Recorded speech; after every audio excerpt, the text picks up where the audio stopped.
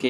Hello guys, तो आज हम डिस्कस करेंगे हमारा इग्रुआ इंदिरा गांधी राष्ट्रीय उड़ान एकेडमी के सिलेबस के बारे में। तो जैसे कि हमने लास्ट वीडियो में देखा था कि इसका एंट्रेंस एग्ज़ाम जो है अनाउंस हो चुका है, तो अब हम जानेंगे कि हमें इसके सिलेबस में तैयारी कैसे करनी है, हमें how to pass the examination very easily.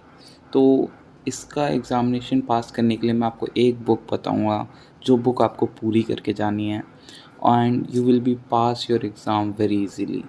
तो उससे पहले हम थोड़े इम्पॉर्टेंट टॉपिक्स देख लेते हैं कि हमें कौन से इम्पॉर्टेंट टॉपिक्स हैं पहले, कि जो हमें मस्ट करने हैं।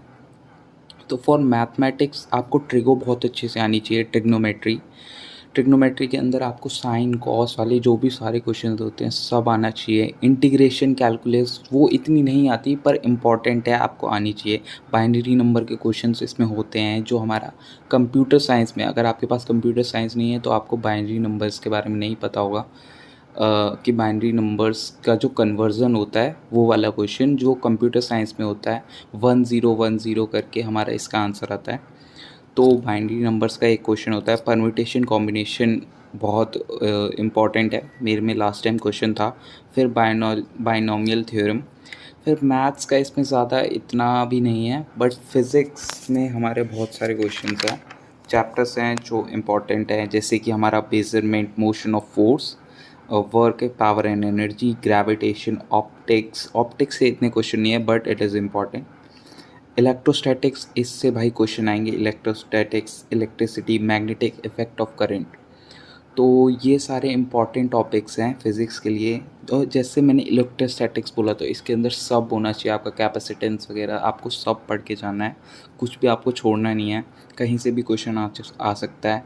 और English is very easy, like synonyms antonyms को छोड़ के आपको कहीं दिक्कत नहीं आएगी। इसके अलावा एक पैराग्राफ आएगा, उसी पैराग्राफ के बेस पे आपके 4-5 क्वेश्चन होंगे, सेम पैराग्राफ पे आपको 4-5 क्वेश्चन मिलेंगे, वही आपको करके जाने हैं। और फिर सिनोनिम्स एंटोनिम्स है जहाँ पे हमें थोड़ी सी दिक्कत आ सकती है, बस वही है कि आपको सिनोनिम्स एंटोनिम्स याद करने हैं।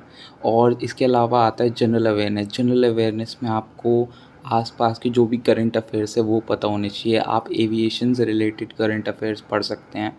इसके अलावा ओलंपिक्स का क्वेश्चन उसमें 100% आता है कि आपका नेक्स्ट ओलंपिक्स कहाँ पे है, या फिर लास्ट ओलंपिक्स किसने जीता, वगैरह वगैरह। ओलंपिक्स के ऊपर आपकी फुल नॉलेज होनी चाहिए। ओलंपिक्स पे लास्ट 2 टाइम्स क्वेश्चन आ चुके हैं। इसके अलावा रीजनिंग भी आप पढ़ सकते हैं, जो मैं बुक बताने जा रहा हूँ उससे। तो जो मेन इम्पॉर्टेंट बुक है जो आपको प्रेफर करनी है वो है एनडीए अरिहंत की जो बुक आती है path finder. NDA Arihant path finder की एक बुक आती है, वो एनडीए एग्ज़ाम के लिए होती है, वही बुक आपको रेफ़र करनी है गुरुआ यानी इंदिरा राष्ट्रीय उड़ान एकेडमी के लिए। ये बुक के अंदर आपके अंदर सॉल्व सैम्पल पेपर्स मिल जाएंगे, आपको वो पूरा प्रैक्टिस करना है। जो मैंने आपको इम्पोर्टेंट्स चैप्टर्स बताए हैं उन पे ज़्यादा ध्यान देना है, बाकी इसका पूरा सिलेबस कवर करना है आपको, मैथ्स, फिज़िक्स, रीजनिंग और इंग्लिश के लिए। आपको पूरा का पूरा सिलेबस कवर करना है, एक्सेप्ट आपको इसके अंदर केमिस्ट्री और बायोलॉजी भी मिलेगी, आपको वो पढ़ने की कोई ज़रूरत नहीं है। बस आपको मैथ्स, फिज़िक्स, इंग्लिश और रीजनिंग का सिलेबस इसमें कवर करना है।